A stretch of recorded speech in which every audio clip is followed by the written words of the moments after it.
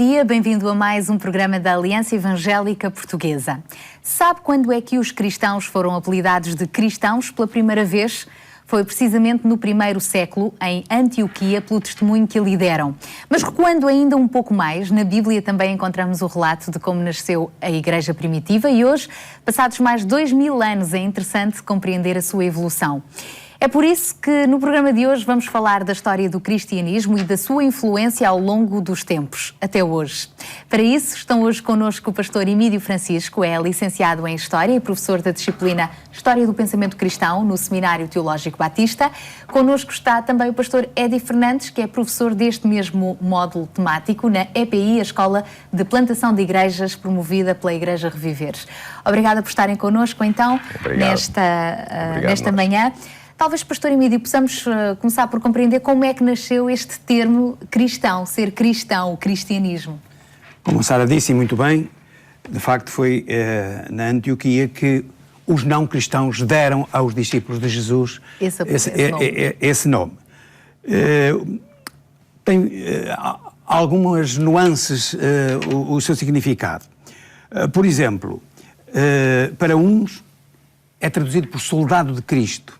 Isto tinha a ver com o termo que era usado também para as legiões, aqueles que estavam empenhados num exército e entendiam que os adeptos do cristianismo, digamos assim, adeptos é uma palavra muito pouco recomendável para ser usada, mas eram entendidos como uns soldados, estavam envolvidos numa batalha, num combate, não uma batalha violenta contra pessoas, mas uma batalha pelo testemunho do Evangelho de Nosso Senhor Jesus Cristo. Outros têm uma noção um pouquinho diferente, já não chamam soldados, isto é, aqueles que estão envolvidos como soldados de um regimento ou de uma legião, mas partidários, aqueles que tomam parte num pensamento que se está a divulgar e que o aceitam e que aderem a esse pensamento. Mas há uma outra situação curiosa, é que há alguns também defendem que o termo é atribuído com um pouco de achincalhamento à semelhança de um nome que davam a umas cerimónias que eram promovidas nos cultos do imperador e que tinham o nome de Augustiniani. Então, o Cristiani tinha uma terminação semelhante a esta, Augustiniani, que eram pessoas envolvidas na adoração de um Deus, mas com umas festas assim um pouco brincalhonas, digamos assim. Com certo caráter pejorativo. Com certo caráter pejorativo. Mas fosse por aí, ou fosse pelo exemplo de reconhecerem que eles tinham estado com Cristo, o certo é que os apelidaram de cristãos. E ficou...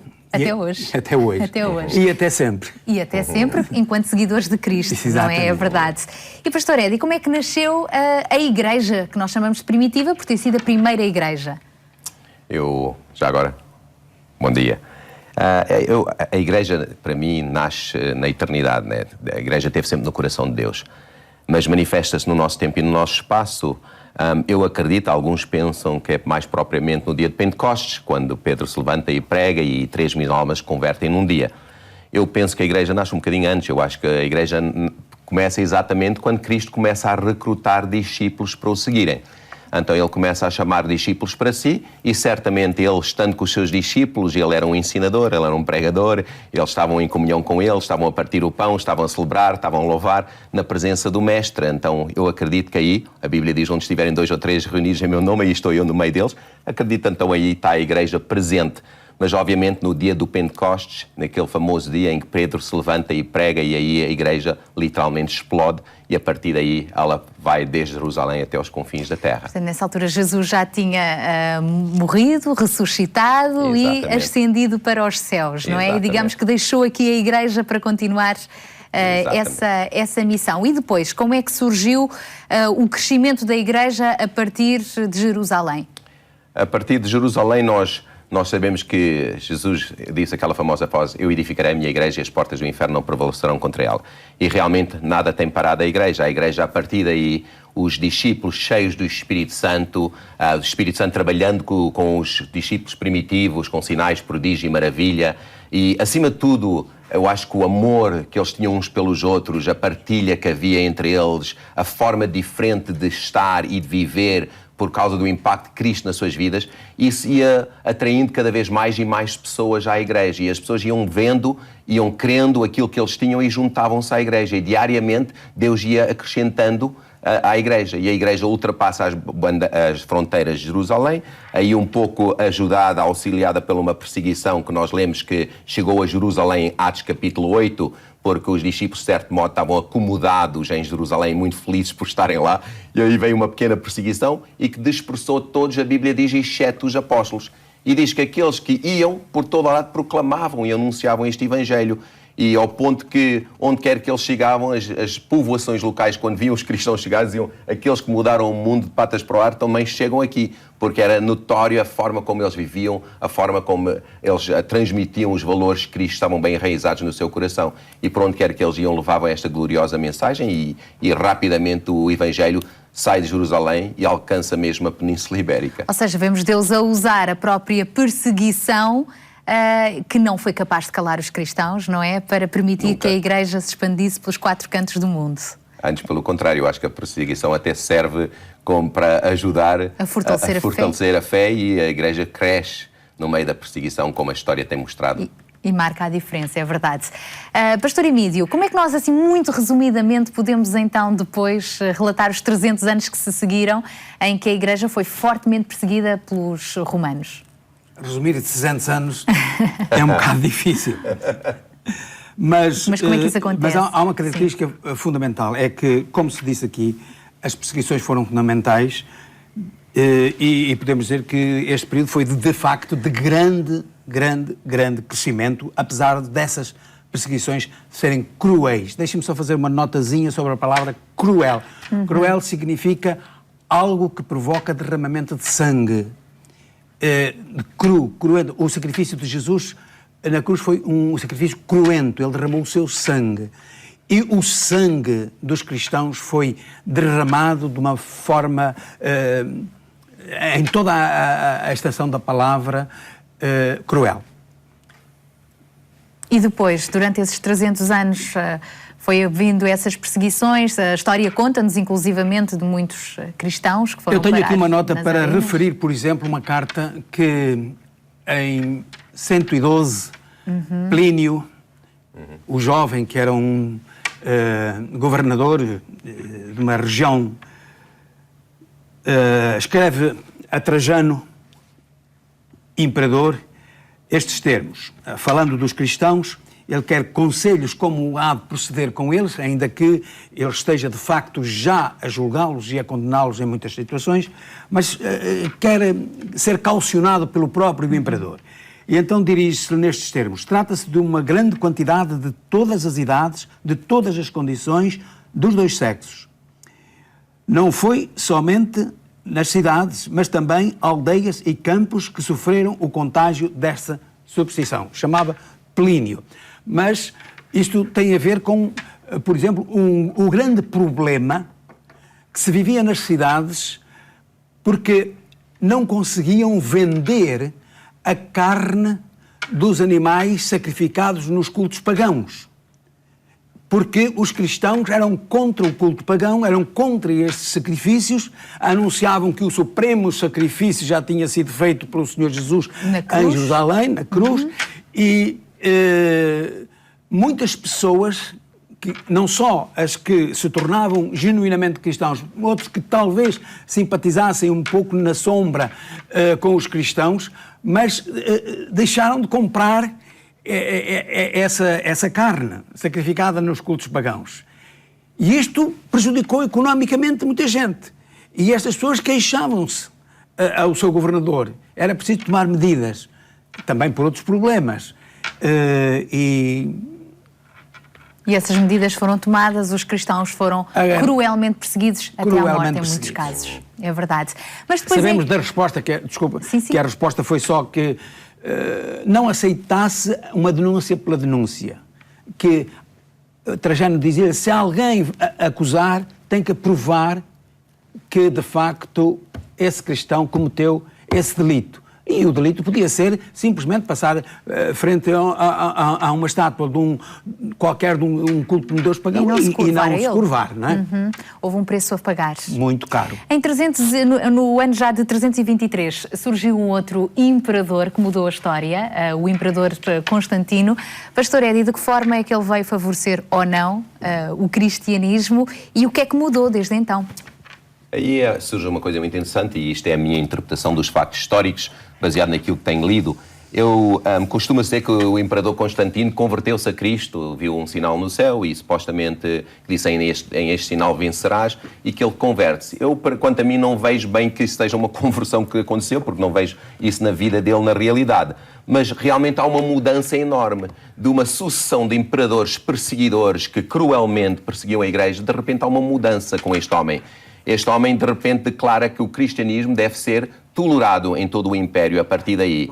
E não perseguido mais, mas antes tolerado. E então o que acontece é que, com esta suposta conversão de Constantino, o cristianismo passa de ser uma fé perseguida para ser uma fé privilegiada no Império Romano. De repente começam a entrar muitos benefícios e outras, isenção de impostos, etc., para os cristãos, e toda a gente se ia convertendo.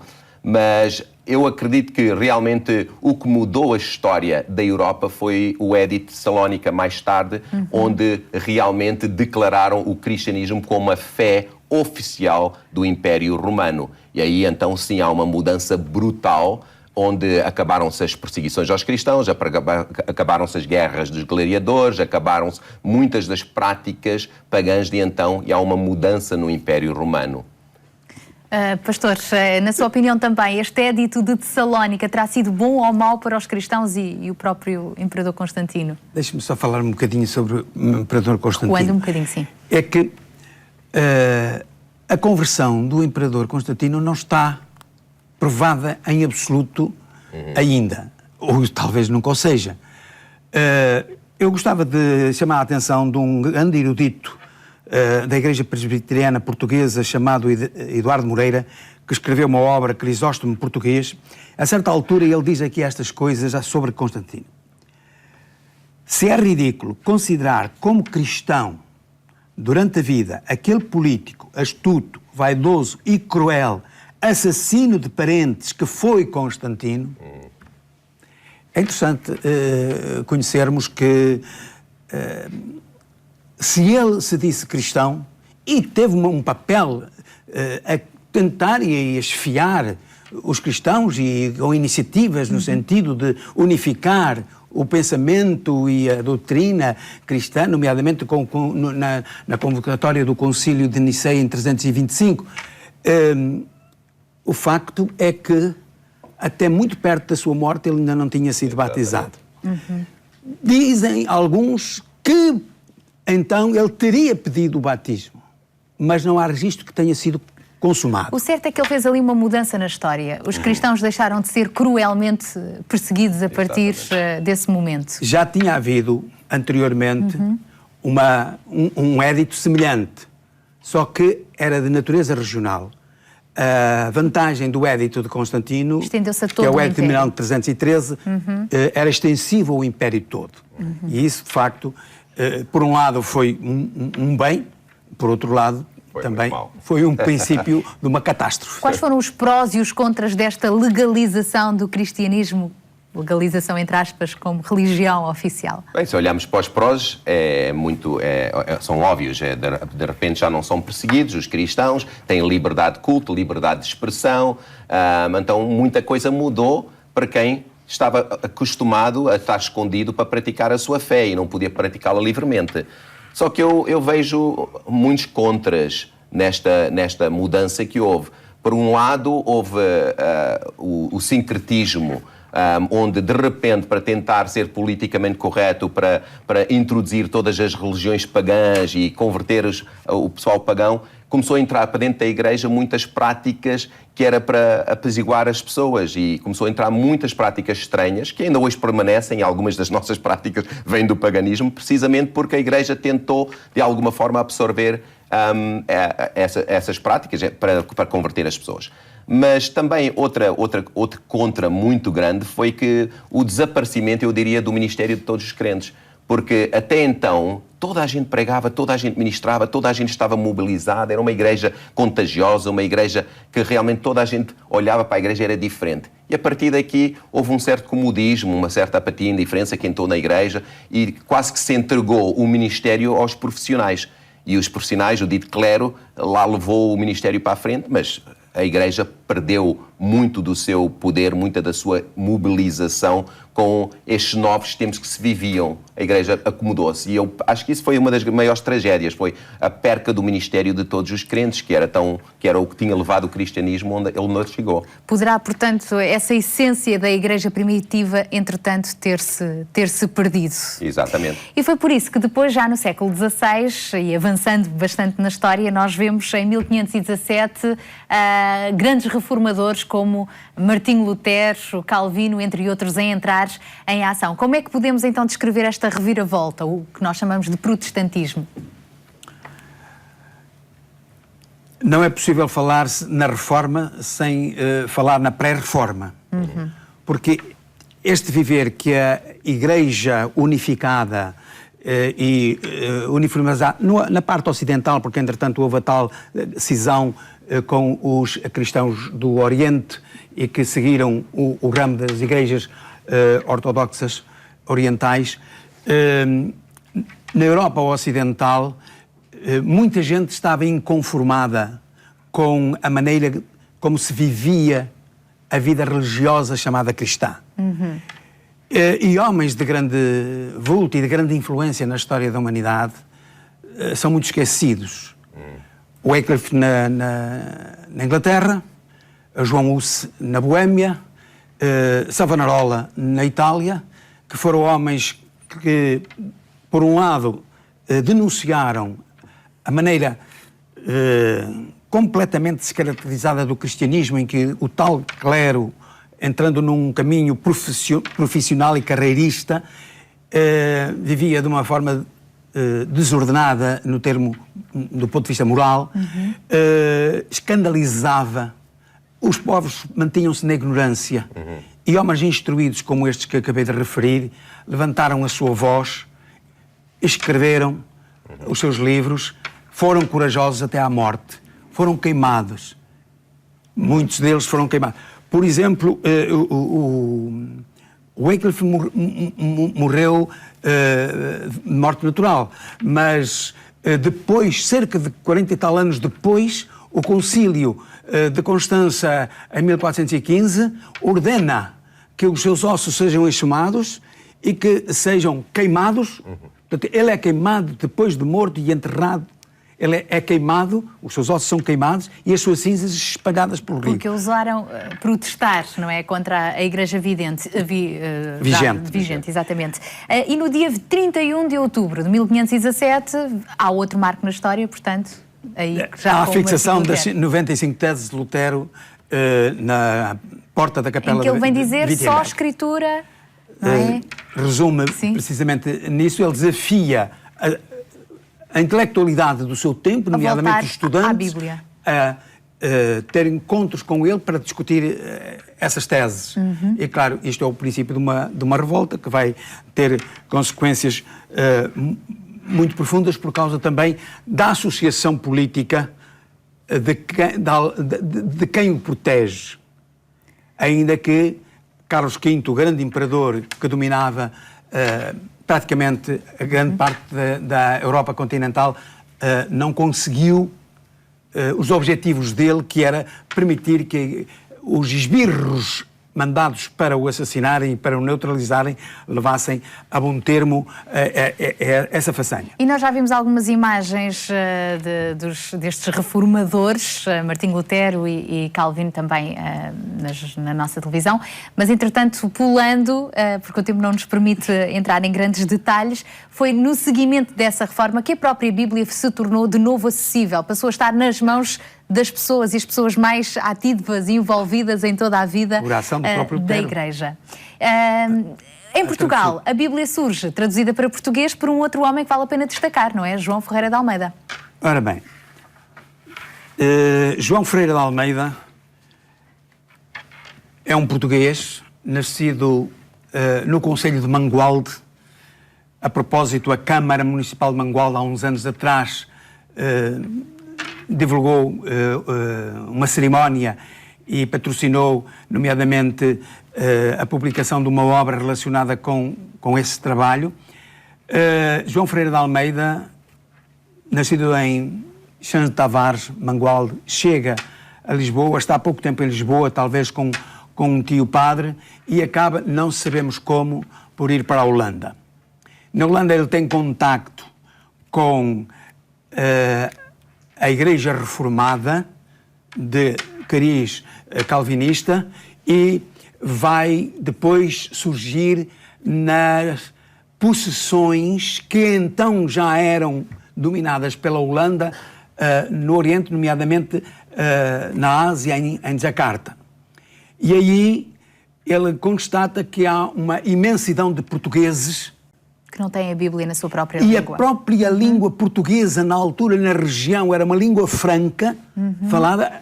Agora, a potência colonizadora era a Holanda e estava lá também a Igreja Reformada. E foi nesse contexto, então, que ele pôs mãos à obra e traduziu a Bíblia. E foi nesse contexto que ele traduziu, ou começou, não completou, primeiro traduziu o Novo Testamento, depois começou a tradução do Antigo Testamento, mas não conseguiu completá-lo, tendo parado no profeta Ezequiel. Mas depois outros continuaram. É interessante notar que ele é um contemporâneo de um outro grande crisóstomo português, que é o padre António Vieira, que é tão bem conhecido nas nossas escolas, enfim, na sociedade portuguesa. O nome de padre António Vieira não é ignorado praticamente por ninguém, mas João Ferreira de Almeida estava completamente no silêncio. E a verdade é que nós hoje já celebramos mais de 200 anos sobre a distribuição da primeira Bíblia em português pela Sociedade Bíblica e a Igreja continua a crescer em todo o mundo. Para terminar, Pastor Eddie, como é que nós podemos ver Deus agir ao longo de toda a história através da Igreja? Eu acho que a mão de Deus tem estado evidente em toda a história e isso é por isso que nós estamos cá e a Igreja continua. Então a Igreja, tal como a nossa história pessoal, tem tido os seus altos e baixos, tem tido as suas vitórias, as suas derrotas. A história da Igreja é isso mesmo, é a história de cada um de nós.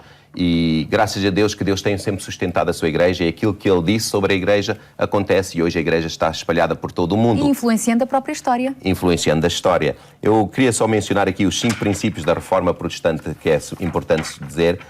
Lutero lutou e os 5 princípios são sola fide, só a fé, sola a Escritura, só a palavra, sola Cristo, só Cristo, sola gracia, só graça e sola Deo glória, só a Deus a glória. E realmente são os 5 princípios que mudaram a Europa e que mudaram a minha vida e que continuo hoje sendo seguidor de Cristo, porque realmente só a palavra, e nós devemos sentar toda a nossa fé nisso, e Deus tem feito grandes coisas em Portugal e pelo mundo, para todos aqueles que seguem a palavra de Deus. Muito obrigada por terem estado hoje à conversa connosco. O tempo não nos permite mais. Depois falaremos mais sobre estes assuntos no outro programa. Estivemos então numa verdadeira aula de história, a correr contra o tempo, percebendo as origens do cristianismo, o seu crescimento e a sua influência ao longo dos séculos. Desde o princípio vemos Deus agir também através da sua Igreja, que existe para revelar o amor de Deus, ser agente transformador e de restauração deste mundo. Esta história continua até que Jesus volte e um dia estaremos para sempre com Deus no céu. Entretanto, aconselhamos-lhe a leitura da Bíblia e, a propósito, temos para lhe oferecer um devocional para o acompanhar nas suas leituras diárias. Basta contactar-nos então para o receber. E visite também o nosso site em aliancaevangelica.pt, onde pode encontrar mais informações sobre estes e muitos outros assuntos. Na próxima terça-feira estamos de volta. Até lá, se Deus quiser.